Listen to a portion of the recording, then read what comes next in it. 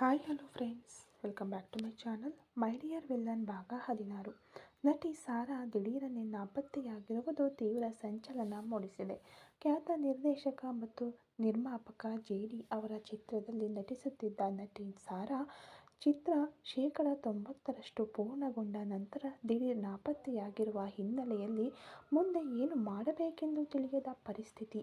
ಚಿತ್ರೀಕರಣ ಮುಂದುವರಿಯುತ್ತದೆಯೇ ಅಥವಾ ನಿಲ್ಲಿಸಲಾಗುತ್ತದೆಯೇ, ಜೆಡಿ ಏನು ಮಾಡಲಿದ್ದಾರೆ ಎಂಬ ಸುದ್ದಿ ಟಿವಿಯಲ್ಲಿ ಪ್ರಸಾರವಾಗುತ್ತಿರಲು ಇದನ್ನು ಕಂಡು ಸುಶಾಂತ್ ಸಂತೋಷದಿಂದ ಮತ್ತು ಆಕ್ರೋಶದಿಂದ ನಕ್ಕನು. ಜೆಡಿಯ ಸೋಲು ಅವನಿಗೆ ಅತ್ಯಂತ ದೊಡ್ಡ ಸಂತೋಷ. ಇದು ನಿನಗೆ ಬೇಕೇ ಬೇಕು. ನಾನು ಕಷ್ಟಪಟ್ಟು ಒಳ್ಳೆಯ ಸಿನಿಮಾ ಮಾಡಿ ರಿಲೀಸ್ ಮಾಡಿದರೆ ನಿನ್ನ ಹಣದ ಬಲ ಮತ್ತು ಕ್ರಿಮಿನಲ್ ಬುದ್ಧಿಯಿಂದ ಅದನ್ನು ಸುಲಭವಾಗಿ ಫೇಲ್ ಮಾಡಿದೆ ಅಲ್ವಾ? ಅದಕ್ಕೆ ದೇವರು ಕೊಟ್ಟ ಶಿಕ್ಷೆ ಇದು. ನೀನು ಇನ್ನೂ ಅನುಭವಿಸುತ್ತೀಯಾ ಎಂದು ಸುಶಾಂತ್ ಜೋರಾಗಿ ಹೇಳಿ ನಕ್ಕನು. ನನಗೆ ತಿಳಿದ ಮಟ್ಟಿಗೆ ಕೋಟ್ಯಾಂತರ ರೂಪಾಯಿ ಖರ್ಚು ಮಾಡಿ ಈ ಸಿನಿಮಾ ಮಾಡಿದ್ದೀಯಂತೆ. ಈಗ ನೋಡಿದ್ಯಾ, ಅರ್ಧದಲ್ಲೇ ನಿಂತು ಹೋಯ್ತು. ಸಾರಾ ಎಲ್ಲೋ ಓಡಿ ಹೋಗಿ ನಿನ್ನ ತಲೆಗೆ ಕಲ್ಲು ಹಾಕಿದ್ದಾಳೆ. ಈಗ ನೀನು ಏನು ಮಾಡುತ್ತೀಯಾ ಅಂತ ನಾನು ನೋಡ್ತೀನಿ. ಹೇಗೆ ನೋಡಿದರೂ ನಿನಗೆ ನಷ್ಟವೇ ಎಂದು ಸುಶಾಂತ್ ಮನಸ್ಸಿನಲ್ಲೇ ಕುದಿಯುತ್ತಿದ್ದನು. ತನ್ನ ಸಿನಿಮಾವನ್ನು ಜೆಡಿ ಸೋಲಿಸಿದಾಗ ಆದ ಮನಸ್ಸಿನ ನೋವು ಈಗ ಹಾರಿ ಹೋದಂತೆ ಇತ್ತು ಅವನಿಗೆ. ಅದೇ ಸಮಯ ಆ ಶೂಟಿಂಗ್ ಸ್ಪಾಟ್ನಲ್ಲಿ ಎಲ್ಲರೂ ಸೇರಿದ್ದರು. ಸ್ವಲ್ಪ ಎತ್ತರದ ಜಾಗದಲ್ಲಿ ನಿಂತು ಕೈಯಲ್ಲಿ ಮೈಕ್ ಹಿಡಿದು ಮಾತನಾಡಲಾರಂಭಿಸಿದನು ಜೆಡಿ. ಇಲ್ಲಿ ನೋಡಿ, ನಿಮಗೆಲ್ಲರಿಗೂ ಸಮಸ್ಯೆ ಏನು ಎಂದು ಸ್ವಲ್ಪ ಮಟ್ಟಿಗೆ ತಿಳಿದಿರಬಹುದು ಎಂದು ಭಾವಿಸುತ್ತೇನೆ. ಹೀರೋಯಿನ್ ಇಲ್ಲ ಎಂಬ ಕಾರಣಕ್ಕಾಗಿ ಶೂಟಿಂಗ್ ನಿಲ್ಲಿಸಲು ಸಾಧ್ಯವಿಲ್ಲ. ನಿಮ್ಮ ಕೆಲಸ ಎಂದಿನಂತೆ ನಡೆಯುತ್ತಲೇ ಇರಬೇಕು. ಚಿತ್ರೀಕರಣ ಯಾವುದೇ ರೀತಿಯಲ್ಲೂ ನಿಲ್ಲಬಾರದು. ಇನ್ನೊಬ್ಬ ಹೀರೋಯಿನ್ನನ್ನು ಹಾಕಿ ಶೂಟಿಂಗ್ ಸ್ಟಾರ್ಟ್ ಮಾಡೋಣ ಅಂತ ಇದ್ದೀನಿ. ಅದರಿಂದ ನಿಮ್ಮ ಕೆಲಸವನ್ನು ನೀವು ಮಾಡುತ್ತಲೇ ಇರಬೇಕು. ಗುಂಪಾಗಿ ನಿಂತು ಗಾಸಿಪ್ ಮಾಡುವುದನ್ನು ನಿಲ್ಲಿಸಿ, ಇಲ್ಲದಿದ್ದರೆ ನಾನು ನಿಲ್ಲಿಸಬೇಕಾಗುತ್ತದೆ ಎಂದು ಹೇಳಿದವನು ಅಲ್ಲಿಂದ ಕೆಳಗಿಳಿದು ಲೈಟ್ ಸೆಟ್ಟಿಂಗ್ಸ್ ಆನ್ ಮಾಡಿ, ಜೂನಿಯರ್ ಆರ್ಟಿಸ್ಟ್ ಎಲ್ಲರನ್ನೂ ರೆಡಿ ಮಾಡಿ, ಕ್ವಿಕ್ ಫಾಸ್ಟ್ ಎಂದು ಹೇಳುತ್ತಲೇ ಅಸಡ್ಡೆಯಿಂದ ನಡೆದು ಹೋದನು. ಅವನು ಹೇಳಿದ್ದನ್ನು ಕೇಳಿ ಎಲ್ಲರೂ ಚುರುಕಾಗಿ ರೆಡಿಯಾಗಲಾರಂಭಿಸಿದರು. ಜೆಡಿ ಒಂದು ಬಾರಿ ನಿರ್ಧರಿಸಿದರೆ ಅದನ್ನು ಬದಲಾಯಿಸಲಾಗದು. ಅದು ತುಂಬ ಸರಿಯಾಗಿಯೇ ಇರುತ್ತದೆ ಎಂಬ ನಂಬಿಕೆ ಅವರಿಗೆ. ಅವನನ್ನು ಎದುರಿಸಿ ಪ್ರಶ್ನಿಸುವ ಧೈರ್ಯ ಯಾರಿಗೂ ಇರಲಿಲ್ಲ. ಅಷ್ಟೇ ಅಲ್ಲದೆ ಕೆಲಸಕ್ಕೆ ತಕ್ಕ ಸಂಬಳ, ಗಂಡು ಹೆಣ್ಣು ಎಂಬ ಭೇದವಿಲ್ಲ. ಮಹಿಳೆಯರಿಗೆ ವೈಯಕ್ತಿಕವಾಗಿ ಯಾವುದೇ ಸಮಸ್ಯೆ ಇರುವುದಿಲ್ಲ. ಜೆಡಿಯ ಶೂಟಿಂಗ್ ಸ್ಪಾಟ್ನಲ್ಲಿ ಅವನು ಯಾರನ್ನೂ ಕೆಣಕುವುದಿಲ್ಲ. ಅವನನ್ನು ಮೀರಿ ಯಾರಾದರೂ ಯಾವುದೇ ಮಹಿಳೆಯೊಂದಿಗೆ ಅಸಭ್ಯವಾಗಿ ವರ್ತಿಸಿದರೆ ಸರಿಯಾಗಿ ಬುದ್ಧಿ ಕಲಿಸುತ್ತಾನೆ. ಅವನ ಮಟ್ಟಿಗೆ ಕೆಲಸದ ವಿಚಾರದಲ್ಲಿ ಶ್ರದ್ಧೆ ಮತ್ತು ಗಮನ ಇರಬೇಕು. ಅದೇ ಸಮಯ ಕ್ಯಾರವಾನ್ ಒಳಗೆ ವರ್ಷಿಕಾ ಬಂದಳು. ಸೂರ್ಯನನ್ನು ನೋಡಿದ ಕೈಲಾಶ್, ಸೂರ್ಯ, ನೀನು ಸ್ವಲ್ಪ ಹೊರಗೆ ಇರು ಎಂದು ಹೇಳಿದೊಡನೆ ಸರಿ ಎಂದು ಸೂರ್ಯ ಹೊರಗೆ ಹೋಗಲು ಮಾತನಾಡಲಾರಂಭಿಸಿದನು ಕೈಲಾಶ್. ವರ್ಷಿಕಾ ಎಂದು ಆರಂಭಿಸಿದವನು, ಮೇಡಮ್, ಒಂದು ಮುಖ್ಯವಾದ ವಿಷಯ, ಜೆಡಿ ಸರ್ ಅವರೇ ನಿಮ್ಮಲ್ಲಿ ಮಾತನಾಡಲು ಹೇಳಿದರು ಎಂದು ಹೇಳಿದವನು ಜೆಡಿಯಂತೆ ಬಿರುಸಾಗಿ ಮಾತನಾಡಲಾಗದೆ, ಮೇಡಮ್, ನಿಮಗೆ ನಟನೆಯಲ್ಲಿ ಆಸಕ್ತಿ ಇದೆಯಾ ಎಂದು ನಾಜೂಕಾಗಿ ಕೇಳಿದನು. ಇದರಿಂದ ಅವನನ್ನು ಒಂದು ರೀತಿಯಾಗಿ ನೋಡಿದವಳು, ಇಲ್ಲ, ನನಗೆ ನಟಿಸುವುದೆಲ್ಲ ಸ್ವಲ್ಪವೂ ಬರುವುದಿಲ್ಲ. ಈ ವೇಷ ಹಾಕಿ ನಟಿಸುವುದೆಲ್ಲ ನಮಗೆ ಒಗ್ಗಿ ಬರುವುದಿಲ್ಲ. ಯಾವಾಗಲೂ ನಾನು ನಿಜವಾಗಿಯೇ ಇರುತ್ತೇನೆ ಎಂದು ಹೇಳಿದಳು ವರ್ಷಿಕಾ. ಬಿಟ್ಟರೆ ಆಸ್ಕರ್ ಲೆವೆಲ್ಗೂ ನಟಿಸುತ್ತಾಳೆ, ಅದು ಬೇರೆ ವಿಚಾರ. ಆದರೂ ಈಗ ತನ್ನ ಗತ್ತನ್ನು ಮೇಂಟೈನ್ ಮಾಡಿದಳು. ಇದನ್ನು ಕೇಳಿ ಸ್ವಲ್ಪ ದ್ವಂದ್ವವಾದರೂ ಬೇರೆ ದಾರಿ ಇಲ್ಲದೆ ಸತ್ಯವನ್ನು ಹೇಳಿದನು ಕೈಲಾಶ್. ನೀವು ನಟಿಸಲೇಬೇಕು. ಜೆಡಿ ಸರ್ ಹೇಳಿದ್ದಾರೆ. ಈಗ ಶೂಟಿಂಗ್ ನಡೆಯುತ್ತಿರುವ ಚಿತ್ರಕ್ಕೆ ನೀವೇ ಹೀರೋಯಿನ್. ಈಗಾಗಲೇ ನಟಿಸುತ್ತಿದ್ದ ಹೀರೋಯಿನ್ ದಿಢೀರ್ ನಾಪತ್ತೆಯಾಗಿದ್ದಾರೆ. ಅದಕ್ಕಾಗಿಯೇ ಈ ಬದಲಾವಣೆ. ನೀವು ಬೇಗ ಹೋಗಿ ಮೇಕಪ್ ಹಾಕಿಕೊಂಡು ರೆಡಿಯಾಗಿರಿ ಎಂದು ಸ್ವಲ್ಪ ಕಟ್ಟುನಿಟ್ಟಾಗಿ ಹೇಳಿದನು. ಜೆಡಿಯ ಶಿಷ್ಯನಲ್ಲವೇ, ಆದ್ದರಿಂದ ಹೇಳಬೇಕಾದುದನ್ನು ಸ್ಟ್ರಿಕ್ಟ್ ಆಗಿ ಹೇಳಿಬಿಟ್ಟನು. ಆದರೆ ಇದನ್ನು ಕೇಳಿದ ವರ್ಷಿಕಾ ಗಾಬರಿಯಾದಳು. ಇಷ್ಟು ಹೊತ್ತು ಮಾತನಾಡಿದ್ದನ್ನು ಕೂಡ ಅವಳು ಸೀರಿಯಸ್ ಆಗಿ ತೆಗೆದುಕೊಂಡಿರಲಿಲ್ಲ. ಆದರೆ ಈಗ ಕೈಲಾಶ್ ಮಾತನಾಡಿದ್ದು ಅವಳಲ್ಲಿ ಆತಂಕ ಮೂಡಿಸಿತು. ಏನು ಮಾತನಾಡ್ತಾ ಇದ್ದೀರಾ ನೀವು? ನನ್ನ ಇಷ್ಟವಿಲ್ಲದೆ ಇದೆಲ್ಲ ಹೇಗೆ ನಡೆಯುತ್ತದೆ? ಅದೆಲ್ಲ ಸಾಧ್ಯವಿಲ್ಲ. ನನ್ನಿಂದ ನಟಿಸಲು ಸಾಧ್ಯವಿಲ್ಲ ಎಂದು ಕೋಪದಿಂದ ಸಿಡಿದು ಕಿರುಚಿದಳು ವರ್ಷಿಕಾ. ನಿಮಗೆ ಬೇರೆ ಆಪ್ಷನ್ ಇಲ್ಲ, ನೀವು ನಟಿಸಲೇಬೇಕು, ಇದು ಜೆಡಿ ಸರ್ ಅವರ ಆದೇಶ ಎಂದು ಕೈಲಾಶ್ ಹೇಳಲು, ಲೇ, ನನಗೆ ಬರುವ ಕೋಪಕ್ಕೆ ನಿನ್ನನ್ನು ಕೊಂದು ಬಿಡುತ್ತೇನೆ. ನಿನ್ನನ್ನು ನೋಡಿದ ದಿನದಿಂದಲೇ ನನ್ನ ಜೀವನದಲ್ಲಿ ಶನಿ ದೆಸೆ ಶುರುವಾಯಿತು. ಒಳ್ಳೆಯವನ ತರಹ ಬಂದು ನನ್ನ ಬಳಿ ಬಂದು ಆ ಜೀವ ಪರದೇಶಿಯ ಬಗ್ಗೆ ವಿಡಿಯೋ ತೋರಿಸಿದೆ. ನಾನು ಕೂಡ ನೀನು ಒಳ್ಳೆಯದು ಮಾಡ್ತಿದ್ದೀಯಾ ಅಂತ ಅಂದುಕೊಂಡೆ. ಆದರೆ ಕೊನೆಗೆ ನನ್ನನ್ನು ಹೀಗೆ ತಂದು ಸಿಕ್ಕಿಸಿಬಿಟ್ಟೆಯಲ್ಲ ನಾಯಿಯೇ. ಈಗ ನಾನು ಆ ಜೆಡಿ ಬಳಿ ಸಿಕ್ಕಿಬಿದ್ದು ಒದ್ದಾಡುತ್ತಿದ್ದೇನೆ. ಇದು ಸಾಲದು ಅಂತ ಮತ್ತೆ ಮತ್ತೆ ಯಾಕೋ ಹೀಗೆ ನನ್ನ ಪ್ರಾಣ ತೆಗೆಯುತ್ತಿದ್ದೀಯಾ ಎಂದು ಅವನ ಶರ್ಟ್ ಹಿಡಿದು ಅಲುಗಾಡಿಸಿದಳು ಆಕ್ರೋಶದಿಂದ. ನಿಜವಾಗಿಯೂ ಅವಳನ್ನು ಕಂಡು ಕೈಲಾಶ್ಗೂ ಸ್ವಲ್ಪ ಪಾಪವೆನಿಸಿತು. ಆದರೆ ಅವಳಿಗೆ ಬೇರೆ ದಾರಿಯೂ ಇರಲಿಲ್ಲ. ಅವಳನ್ನು ಸ್ವಲ್ಪ ದೂರ ಸರಿಸಿ ತನ್ನ ಶರ್ಟ್ ಸರಿಪಡಿಸಿಕೊಂಡು, ಇಲ್ಲಿ ನೋಡಮ್ಮ, ನನ್ನ ಮೇಲೆ ಕೋಪ ಮಾಡಿಕೊಳ್ಳುವುದರಲ್ಲಿ ನ್ಯಾಯವಿಲ್ಲ. ನನ್ನ ಬಾಸ್ ಮಾಡಲು ಹೇಳಿದ್ದನ್ನು ನಾನು ಮಾಡಿದೆ ಅಷ್ಟೇ. ಇದನ್ನೆಲ್ಲ ಮಾತನಾಡಿ ಈಗ ಪ್ರಯೋಜನವಿಲ್ಲ ಎಂದು ತನ್ನ ವಾಚ್ ನೋಡಿದವನು, ಇನ್ನು 10 ಮಿನಿಟ್ಸ್ ಮಾತ್ರ ಇದೆ, ಅಷ್ಟರೊಳಗೆ ನೀನು ಮೇಕಪ್ ಹಾಕಿಕೊಂಡು ಹೊರಡಬೇಕು, ಇಲ್ಲದಿದ್ದರೆ ಸರ್ ಬಂದು ಕಿರುಚುತ್ತಾರೆ ಎಂದನು. ಲೇ, ಬೇಡ, ನನ್ನ ಕೋಪವನ್ನು ಕೆಣಕಬೇಡ. ನೀವು ಹೇಳುವುದನ್ನೆಲ್ಲ ನನ್ನಿಂದ ಮಾಡುತ್ತಿರಲು ಸಾಧ್ಯವಿಲ್ಲ ಎಂದು ಹೇಳಿದವಳು ವೇಗವಾಗಿ ಆ ಕ್ಯಾರವಾನ್ನಿಂದ ಹೊರಬರಲು ಬಾಗಿಲು ತೆಗೆದು ಅವಳು ಮೊದಲ ಮೆಟ್ಟಿಲಿನ ಮೇಲೆ ಕಾಲಿಟ್ಟ ಸಮಯ ಕೊನೆಯ ಮೆಟ್ಟಿಲಿನ ಮೇಲೆ ಕಾಲಿಟ್ಟು ಆ ಕ್ಯಾರವಾನ್ಗೆ ಹತ್ತಿದನು ಜೆಡಿ. ಅವನನ್ನು ಕಂಡವಳ ಕಾಲುಗಳು ಸ್ಪಷ್ಟವಾಗಿ ಹಿಂದಕ್ಕೆ ಸರಿದವು. ಅವಳು ಹಿಂದಕ್ಕೆ ಸರಿಯಲು ಮುಂದಕ್ಕೆ ಹೆಜ್ಜೆ ಇಟ್ಟು ಒಳಗೆ ಪ್ರವೇಶಿಸಿದನು ಜೆಡಿ. ಅವನ ಚೂಪಾದ ಕಣ್ಣುಗಳು ಅವಳನ್ನು ತೀಕ್ಷ್ಣವಾಗಿ ನೋಡಿದವು.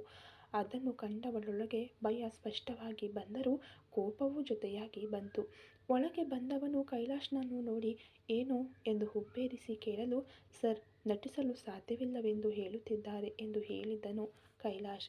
ಕೂಡಲೇ ವರ್ಷಿಕಾಳನ್ನು ನೋಡಿದನು ಜೆಡಿ. ನಿನಗೆ ಏನು ಸಮಸ್ಯೆ? ಯಾಕೆ ಹೀರೋಯಿನ್ ಆಗಿ ನಟಿಸುವುದು ನಿನಗೆ ಕಹಿಯಾಗಿದೆಯಾ ಎಂದು ಹಲ್ಲು ಕಡಿಯುತ್ತಾ ಕೇಳಿದನು. ನಾನು ಯಾಕೆ ನಟಿಸಬೇಕು? ನಿಮ್ಮ ಇಷ್ಟಕ್ಕೆಲ್ಲ ನಾನು ನಟಿಸಲು ಸಾಧ್ಯವಿಲ್ಲ. ನಾನು ಓದುವ ಹುಡುಗಿ, ಯಾಕೆ ನನ್ನ ಲೈಫ್ ಸ್ಪಾಯ್ಲ್ ಮಾಡುತ್ತಿದ್ದೀರಾ? ಇದೆಲ್ಲ ನನ್ನಿಂದ ಮಾಡಲು ಸಾಧ್ಯವಿಲ್ಲ. ಅದಕ್ಕೆಲ್ಲ ಬೇರೆ ಯಾರನ್ನಾದರೂ ನೋಡಿ ಎಂದು ಸಿಡುಕಿನಿಂದ ಹೇಳಿದಳು ವರ್ಷಿಕಾ.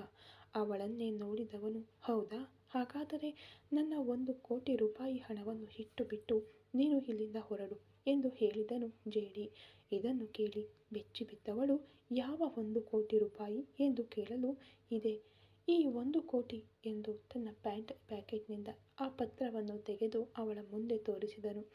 ಅದು ಅಂದು ಅವಳು ಸಹಿ ಹಾಕಿ ಕೊಟ್ಟಿದ್ದ ಖಾಲಿ ಪತ್ರವಾಗಿತ್ತು. ಆದರೆ ಈಗ ಅದರಲ್ಲಿ ಏನೋ ಬರೆದು ಭರ್ತಿ ಮಾಡಲಾಗಿತ್ತು. ಇದು ನಿನ್ನ ಸೈನ್ ತಾನೇ? ನೀನೇ ತಾನೇ ಸೈನ್ ಮಾಡಿ ಕೊಟ್ಟಿದ್ದು?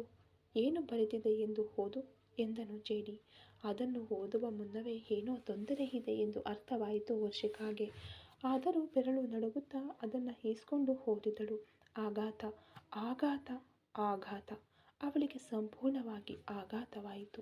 ಬಿಟ್ಟರೆ ಹಾರ್ಟ್ ಅಟ್ಯಾಕ್ ಬರುವಂತಿತ್ತು. ಇನ್ಮುಂದೆ ನೀವು ನಿರ್ಮಿಸುವ ಪ್ರತಿಯೊಂದು ಚಿತ್ರಕ್ಕೂ ನಾನೇ ನಾಯಕಿಯಾಗಿ ನಟಿಸುತ್ತೇನೆ. ಇದಕ್ಕೆ ನನ್ನ ಸಂಪೂರ್ಣ ಸಮ್ಮತಿ ಇದೆ. ಇದಕ್ಕಾಗಿಯೇ ಮುಂಗಡವಾಗಿ 1 ಕೋಟಿ ರೂಪಾಯಿ ಪಡೆದುಕೊಂಡಿದ್ದೇನೆ. ಕೆಳಗೆ ಇಂತಿ ನಿಮ್ಮ ನಂಬುಗೆಯ ವರ್ಷಿಕಾ. ಹೀಗೆಯೇ ಅಲ್ಲಿ ಬರೆಯಲಾಗಿತ್ತು. ಇದರಲ್ಲಿ ಅವಳ ಹೆಸರನ್ನು ಹೊರತುಪಡಿಸಿ ಉಳಿದುದನ್ನೆಲ್ಲ ಬರೆದದ್ದು ಜೆಡಿ. ಇದನ್ನೆಲ್ಲ ಓದಿಬಿಟ್ಟು ಹಾಗೆಯೇ ಅವನ ಮುಖವನ್ನು ನೋಡಿದಳು ವರ್ಷಿಕಾ. ಕುಹುಕವಾಗಿ ನಕ್ಕು ತಕ್ಷಣ ಅವಳ ಕೈಯಿಂದ ಅದನ್ನು ಕಿತ್ಕೊಂಡು ಮಡಚಿ ತನ್ನ ಪ್ಯಾಕೆಟ್ನಲ್ಲಿಟ್ಕೊಂಡು, ಏನು ಅರ್ಥವಾಗುತ್ತಿದೆಯಾ ಇಲ್ಲವಾ ನಿನ್ನ ಮರ ಮಂಡಿಗೆ?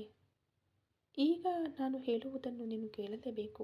ಹಾಗೆ ಇಲ್ಲವೆಂದರೆ ನನ್ನ 1 ಕೋಟಿ ರೂಪಾಯಿ ಹಣವನ್ನು ಇಟ್ಬಿಟ್ಟು ಇಲ್ಲಿಂದ ಹೊರಡು. ಬಡ್ಡಿಯೊಂದಿಗೆ ಸೇರಿ 1.5 ಕೋಟಿ ಎಂದನು ಸ್ವಲ್ಪವೂ ಕನಿಕರವಿಲ್ಲದೆ. ಏನೂ ಮಾತನಾಡದೆ ಮೌನವಾಗಿ ನಿಂತಳು ವರ್ಷಿಕಾ. ಆದರೆ ಸಂಚಿನಲ್ಲಿ ಚೆನ್ನಾಗಿ ಮೋಸ ಹೋಗಿರುವುದು ಅವಳ ಮೆದುಳಿಗೆ ತಟ್ಟಲು ಆರಂಭಿಸಿತು. ವಂಚಕನ ಬಲೆಯಲ್ಲಿ ಬಿದ್ದು ಬಿಟ್ಟಿದ್ದಾಳೆ. ಅದರಿಂದ ಅವಳಿಗೆ ಎದ್ದು ಬರಲು ಸಾಧ್ಯವಾಗಲಿಲ್ಲ. ಅವಳೊಳಗೆ ಜ್ವಾಲಾಮುಖಿಯೇ ಸ್ಫೋಟಗೊಳ್ಳುತ್ತಿತ್ತು. ಕೋಪ, ಆತಂಕ, ಅಸಹಾಯಕತೆ ಎಲ್ಲವೂ ಪೈಪೋಟಿ ನಡೆಸಲು ಆಗಲ್ಲ, ನನ್ನಿಂದ ಸಾಧ್ಯವಿಲ್ಲ ಎಂದು ಜೋರಾಗಿ ಕಿರುಚಿದಳು. ಇದರಿಂದ ವಿಪರೀತ ಕೋಪಗೊಂಡ ಜೇಡಿ ಮರುಕ್ಷಣವೇ ತನ್ನ ಬಲಗೈಯಿಂದ ಅವಳ ಕುತ್ತಿಗೆಯನ್ನು ಬಿಗಿಯಾಗಿ ಹಿಡಿದುಕೊಂಡನು. ಇದರಿಂದ ಅವಳು ಹೆದರಿ ಹಿಂದಕ್ಕೆ ಸರಿಯಲು ಅವಳ ಕುತ್ತಿಗೆಯನ್ನು ಇಸುಕಿ ವಾಲಿಸಿದನು. ಏನೇ ಶಬ್ದ ಜೋರಾಗಿ ಬರುತ್ತಿದೆ? ಇನ್ನೊಂದು ಬಾರಿ ನನ್ನ ಬಳಿ ಹೀಗೆ ವಾಯ್ಸ್ ರೈಸ್ ಆಯಿತು ಅಂದರೆ ಆಮೇಲೆ ನಿನ್ನಿಂದ ಯಾವಾಗಲೂ ಮಾತನಾಡಲೇ ಸಾಧ್ಯವಿಲ್ಲ ಎಂದು ಬೆಂಕಿ ಉಗುಳುವ ಕಣ್ಣುಗಳಿಂದ ನೋಡುತ್ತಲೇ ಅವನು ಹೇಳಿ ಅವಳ ಕುತ್ತಿಗೆಯನ್ನು ಮತ್ತಷ್ಟು ಬಿಗಿಗೊಳಿಸಿದನು. ಇದರಿಂದ ನೋವಿನಿಂದ ನರಳಿದವಳ ಕಣ್ಣುಗಳಿಂದ ಕಣ್ಣೀರು ಸುರಿಯಿತು. ಇದನ್ನು ನೋಡಿಕೊಂಡು ನಿಂತಿದ್ದ ಕೈಲಾಶ್ಗೆ ಏನು ಮಾಡಬೇಕೆಂದು ತಿಳಿಯಲಿಲ್ಲ. ತನ್ನ ಬಾಸ್ನನ್ನು ತಡೆಯುವ ಧೈರ್ಯ ಅವನಿಗೆ ಇರಲಿಲ್ಲ. ಅವನ ಗುಣ ಮತ್ತು ಕೋಪದ ಬಗ್ಗೆ ಚೆನ್ನಾಗಿಯೇ ತಿಳಿದಿದ್ದರಿಂದ ಅಲ್ಲಿಂದ ಸರಿದು ನಾಜೂಕಾಗಿ ಹೊರಗೆ ಹೋಗಿ ಕ್ಯಾರವಾನ್ ಬಾಗಿಲನ್ನು ಮುಚ್ಚಿ ನಿಂತುಬಿಟ್ಟನು. ಈಗಲೂ ಜೇಡಿಯ ಬಲವಾದ ಕೈ ಅವಳ ಕುತ್ತಿಗೆಯ ಮೇಲೆಯೇ ಇತ್ತು. ಇದರಿಂದ ಉಸಿರಾಡಲು ಕಷ್ಟಪಟ್ಟಳು. ವರ್ಷಿಕಾ ತನ್ನ ಕೈಗಳಿಂದ ಅವನ ಕೈಯನ್ನು ಬಿಡಿಸಲು ಹೋರಾಡಿದಳು. ಪಾಪ ಸಣ್ಣ ಹುಡುಗಿ ಅಂತ ಸ್ವಲ್ಪ ಜಾಗ ಕೊಟ್ಟರೆ ಓವರಾಗಿ ಆಡುತ್ತೀಯಾ ಅನಿಸುತ್ತೆ. ಇಲ್ಲಿಗೆ ಎಲ್ಲವನ್ನ ನಿಲ್ಲಿಸಿಕೋ. ಇನ್ಮುಂದೆ ನೀನು ನನ್ನ ಗುಲಾಮಳು. ನಾನು ಹೇಳಿದ್ದನ್ನೆಲ್ಲ ನೀನು ಮಾಡಲೇಬೇಕು. ನಿನ್ನ ಶೀಲಕ್ಕೆ ಯಾವುದೇ ಧಕ್ಕೆಯಾಗಬಾರದು ಅಂತ ತಾನೇ ಈ ಪತ್ರದಲ್ಲಿ ಸಹಿ ಹಾಕಿಕೊಟ್ಟಿದ್ದು. ಆಮೇಲೆ ಈಗ ಏನೇ ಸೀನು? ಮರ್ಯಾದೆಯಿಂದ ಹೇಳಿದ್ದನ್ನು ಮಾಡು. ಹಾಗೆ ಇಲ್ಲದೆ ಹಠ ಹಿಡಿದರೆ ನಾನು ಏನು ಮಾಡುತ್ತೇನೆಂದು ನನಗೆ ಗೊತ್ತಿಲ್ಲ ಎಂದು ಅವಳ ಮುಖದ ಹತ್ತಿರ ಬಂದು ಸಿಂಹದಂತೆ ಗರ್ಜಿಸಿದವನು, ಇನ್ನು 5 ಮಿನಿಟ್ಸ್ನಲ್ಲಿ ನನ್ನ ಚಿತ್ರದ ಹೀರೋಯಿನ್ ಆಗಿ ಸುಂದರವಾಗಿ ರೆಡಿಯಾಗಿ ಸ್ಪಾಟ್ಗೆ ಬರಬೇಕು ಎಂದು ಒತ್ತಿ ಹೇಳಿ ಅವಳ ಕುತ್ತಿಗೆಯ ಮೇಲಿದ್ದ ತನ್ನ ಕೈಯನ್ನು ತೆಗೆದುಕೊಂಡು ಅಲ್ಲಿಂದ ಹೊರಬಂದನು ಜೇಡಿ. ಹೊರಗೆ ಬಂದವನು ಕೈಲಾಶ್ನನ್ನು ನೋಡಿ, ಮೇಕಪ್ ಆರ್ಟಿಸ್ಟ್ ಒಳಗೆ ಕಳುಹಿಸು, ಅವಳು ರೆಡಿಯಾಗಿ ಬರುತ್ತಾಳೆ ಎಂದು ಹೇಳಿ ಸೂರ್ಯ ಎಂದು ಜೋರಾಗಿ ಕರೆದನು.